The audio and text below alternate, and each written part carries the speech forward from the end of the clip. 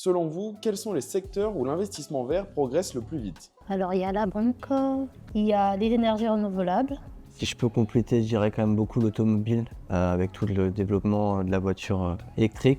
Et je dirais aussi tout ce qui est au niveau de la ville, le réaménagement du territoire. Je trouve que c'est pas mal des pistes de vélo, beaucoup plus d'espaces verts.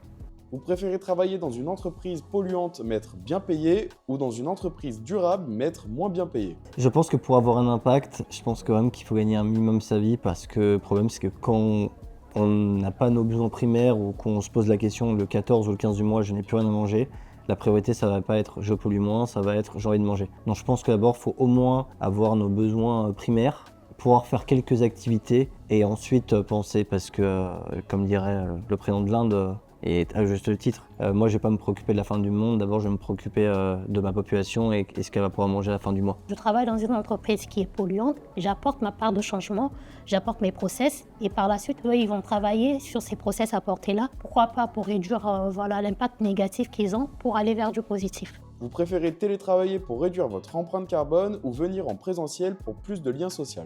Moi j'ai une tendance à préférer quand même le présentiel, parce que je pense qu'un monde sans liens sociaux c'est compliqué, mais on va dire qu'on va limiter notre impact en utilisant les transports, quand c'est possible évidemment, puisqu'on a de la chance d'être dans une grande ville, mais c'est vrai que si on doit se taper au minimum une demi-heure de voiture, 1 heure, 3 jours de présentiel, 2 jours de télétravail.